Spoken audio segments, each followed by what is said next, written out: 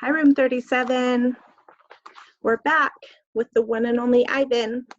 Now make sure you're following along on the PDF that I sent you. So it looks like this. It's on Teams, and I also sent it through email. Today we're starting off on page 58. So if you put your cursor next to the number 200 and you type in 58, it'll take you to the page that we're at. Actually, we're starting on page 59. Sorry about that. We're starting on page 59. It's called The Home of the One and Only Ivan. So as you're listening to me read the story, you can follow along. This will help you with comprehension of the story. And when you go to the writing piece, you'll be able to remember more clearly what happened in the story. Just a reminder, we're starting on page 58 on the PDF of the One and Only Ivan. The chapter is called Home of the One and Only Ivan. Ivan is our gorilla. Stella is the elephant. Mac is the owner. Bob is the small dog. George is the janitor. Julia is George's daughter. And Ruby is our newest character to the story. She is the baby elephant. George and Mac are out by the highway. I can see them through one of my windows. They are next to each other on tall wooden ladders, leaning against the billboard that tells the cars to stop and visit the one and only Ivan, mighty Silverback.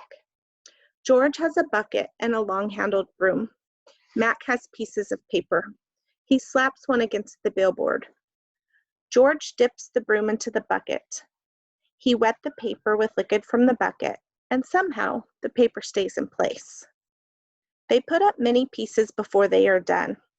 When they climb down from the ladders, I see that they've added a picture of a little elephant to the billboard. The elephant has a lopsided smile. She is wearing a red hat, and her tail curls like a pig's. She doesn't look like Ruby. She doesn't even look like an elephant. I've only known Ruby one day, and I could have drawn her better. Ruby asks a lot of questions. She says, Ivan, why is your tummy so big? And have you ever seen a green giraffe? And can you get me one of those pink clouds the humans are eating? When Ruby asks, what is on your wall? I explain that it's a jungle. She says the flowers have no scent, and that the waterfall has no water, and the trees have no roots. I'm aware of that, I say. It's art, a picture made with paint. Do you know how to make art? Ruby asks. Yes, I do, I say, and puff up my chest just a little. I've always been an artist. I love drawing. Why do you love it? Ruby asks. I pause. I never talked to anyone about this before. When I'm drawing a picture, I feel quiet inside. Ruby frowns. Quiet is boring.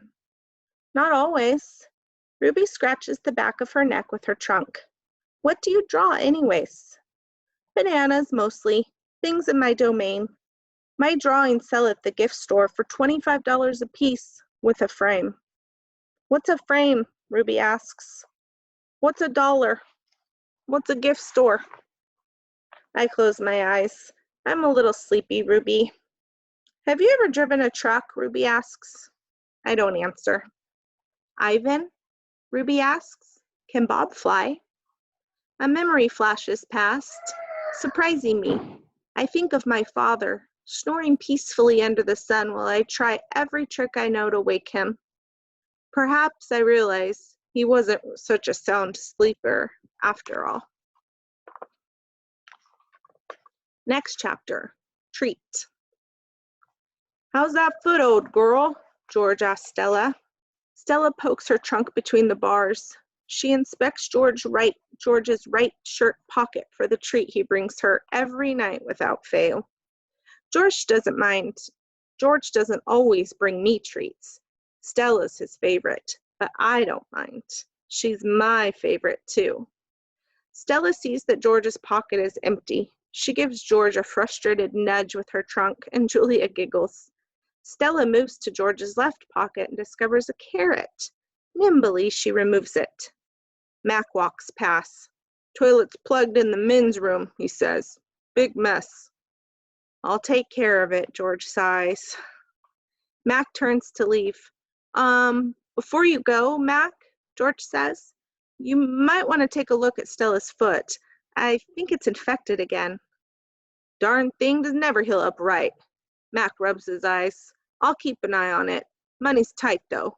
Can't be calling the vet every time she sneezes. George strokes Stella's trunk. He inspects his pockets one more time just in case. Sorry, girl, George says, as he watches Mac walk away. This chapter's called Elephant Jokes. Ivan. Bob? I blink.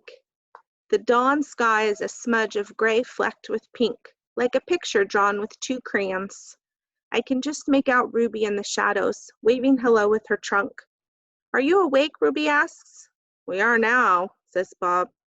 Aunt Stella's still asleep, and I don't want to wake her, 'cause her foot was hurting, and I'm really, Ruby pauses for a breath, really bored. Bob opens one eye. You know what I do when I'm bored? What? Ruby asks eagerly. Bob closes his eye. I sleep. It's a little early, Ruby, I say. I'm used to getting up early. Ruby wraps her trunk around one of the bars on her door. At my old circus, we always got up when it was still dark, and then we had breakfast, and we walked in a circle, and then they chained up my feet, and that really hurt. Ruby falls silent. Instantly, Bob is snoring. Ivan? Ruby asks. Do you know any jokes? I especially like jokes about elephants. Well, let me see. I heard Mac tell one once. I yawn. How can you tell that an elephant has been in the refrigerator? How? By the footprints in the butter? Ruby doesn't react. I sit up on my elbows, trying not to disturb Bob. Get it? What's a refrigerator? Ruby asks. It's a human thing, a cold box with a door. They put food inside. They put food in the door or food in the box? And is it a big box, Ruby asks, or a little box?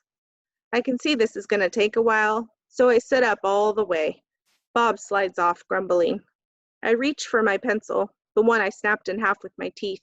Here, I say, I'll draw you a picture of one. In the dim light, it takes me a minute to find the piece of paper that Juliet gave me. The page is a little damp and has a smear of something orange on it. I think it's from a tangerine. I try my best to make a refrigerator. The broken pencil is not cooperating, but I do what I can. By the time I'm done, the first streaks of morning sun have appeared in flashy cartoon colors. I hold up my picture for Ruby to see. She studies it intently, her head turned so that one black eye is trained on my drawing. Wow, you made that? Is this the thing you were telling me about before? Art? Sure is. I can draw all kinds of things. I'm especially good at fruit. Could you draw a banana right now? Ruby asks. Absolutely. I turn the paper over and sketch. Wow, Ruby says again in an odd voice when I hold up the page. It looks good enough to eat. She makes a happy lilting sound. An elephant laugh.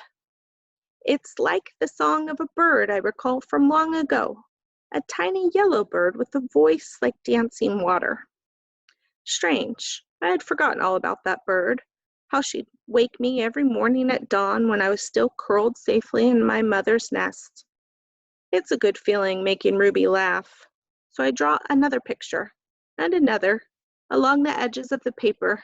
An orange, a candy bar, a carrot. What are you two up to? Stella asks, moaning as she tries to move her sore foot.